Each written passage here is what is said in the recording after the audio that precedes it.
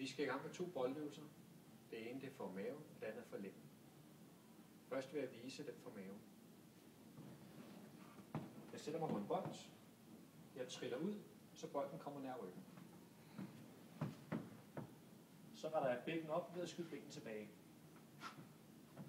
Det jeg så gør, det er, at jeg kigger bagover, så langt jeg kan komme. Og så kører jeg op til vandret position og ned igen. Jeg slapper af i maven og spiller det, jeg skal op. Det, jeg skal passe på med, det er, at jeg ikke kommer op og sætter mig. For så bukker jeg min hofte, så bliver den hoftebøjer.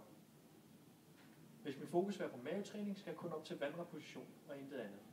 Og det fungerer således. Og slap af og spil. Skal den være en lille smule hårdere, så går du lidt længere tilbage. Fødderne bliver stadig det samme punkt, men du strækker benene lidt mere. Og igen op.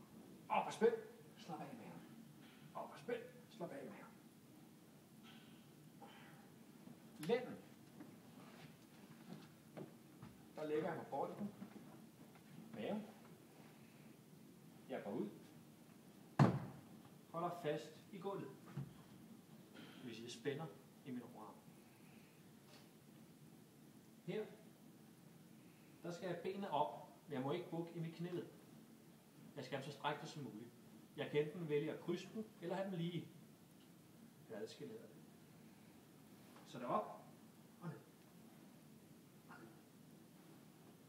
Skal det være en lille smule sværere, kan jeg gå lidt længere tilbage.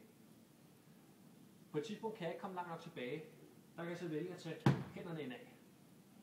Og indad. Men igen fungerer således. Stille med overkroppen.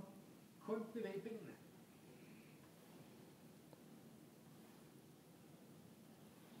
Og færdig.